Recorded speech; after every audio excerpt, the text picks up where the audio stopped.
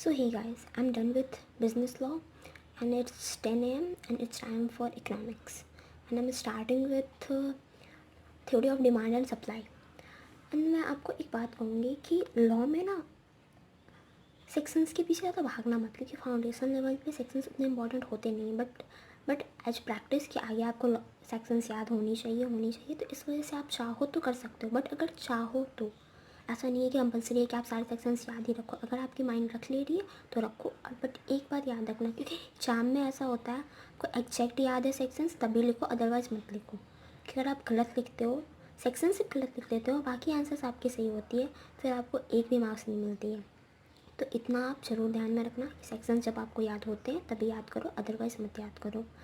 And second is that कि आप जो भी पढ़ रहे हो ना, उसके नेक्स्ट डे आप उसका रिवीजन कर दो। और इकोनॉमिक्स में मैं आपको एक बात बताना चाहूँगी, इसकी जो सेकंड पार्ट है बीसी के बिजनेस कमर्शियल नॉलेज, उसमें ना अभी मैं बोलूँगी नहीं कि उसको आप पढ़ो, उसको मैं बोलूँगी एट द एंड के लिए आप छोड़ो, उसको एंड में पढ़ना, क्योंकि कुछ खास है नहीं उसमें। बट उसमें चैप्टर 3 जो है वो काफ़ी इंपॉर्टेंट है, उससे वो बहुत ज़्यादा मार्क्स स्कोरिंग है। एंड उसमें आपको 34 कंपनीज़ के बारे में पढ़ना है। तो अभी से ही मैं आपको कहूँगी कि आप एक दिन में जैसे 3 सब्जेक्ट पढ़ रहे हो, 4 मत पढ़ो यार, 3 ही पढ़ो, ठीक है। तो ऐसा होता है इस सब्जेक्ट को आप थोड़ा ज़्यादा पढ़ लिया, ठीक है, तो उस सब्जेक्ट के बाद आप बीसीके को उठाओ, उसकी एक कंपनी को उठाओ और उसकी रीडिंग डालो। एंड फिर उसमें आपको क्या याद रखना है ना, कंपनी, उसकी हेडक्वार्टर कहाँ थी, वो स्टेबलाइज कब हुई, उसके डायरेक्टिंग मैनेजर कौन थे नहीं थे, किस ईयर में उसके में कुछ चेंजिंग आया या फिर क्या हुआ नहीं हुआ, उसको ना आप एक जगह नोट कर लो, ठीक है। और उसको छोड़ दो, नाइट में सोने से पहले बस एक बार उसकी रीडिंग डाल लो। फिर नेक्स्ट डे आप एक और कंपनी के बारे में पढ़ोगे, तो नेक्स्ट डे आपके पास 2 कंपनी होगी रात में रीडिंग डालने के लिए। तो मेक श्योर कि आप कंफ्यूज ना हो कि यार उसका ईयर कुछ और था, उसका ईयर कुछ और था। मैं याद करने नहीं बोल रही हूँ, बस रीडिंग ही डालो, बट रीडिंग भी ऐसी डालो ना आप कि कन्फ्यूज़न वाली रीडिंग ना हो, एग्जैक्ट रीडिंग डालो। और याद आपको वो खुद ही हो जाएगी, अगर आप इतने टाइम पढ़ते रहोगे वो याद हो जाएगी आपको, और वो काफ़ी ज़्यादा हेल्पफुल होगी आपके लिए, ठीक है, एग्ज़ाम टाइम में।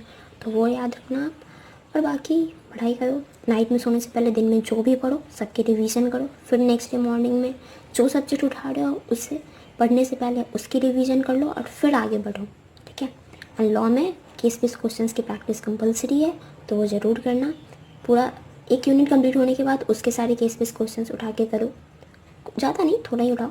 एंड फिर जब वो पूरी चैप्टर कंप्लीट हो जाती है तो बहुत सारे क्वेश्चंस, सारे केस बेस्ड क्वेश्चंस उठाओ, करो, एंड देन फिर चेक करो आपके आंसर्स क्या हो रही है, नहीं हो रही है। एंड लॉ के स्कैनर में ना ज़रूरी नहीं है कि आंसर सारे सही होते हैं, लॉ के स्कैनर्स में बहुत सारे आंसर्स केस बेस के गलत भी होते हैं। तो ये मत समझ लेना कि यार मैंने गलत पढ़ लिया, मैंने गलत आंसर लिख दिया, इससे घबराना मत, ठीक है। आपकी आंसर सही भी हो सकती है, क्योंकि लॉ में कभी कभी स्कैनर्स के क्वेश्चंस के आंसर गलत भी दिए होते हैं, ठीक है। तो पैनिक मत करना, मेक श्योर कि आप डबल चेक कर लो, बस दैट्स इट। ज़्यादा पैनिक करने की ज़रूरत नहीं। एज आप सेल्फ स्टडी कर रहे हो तो ये है कि आपके पास कोई है नहीं चेक करवाने कि हाँ मेरी ही आंसर सही है या फिर लॉ की आंसर सही है।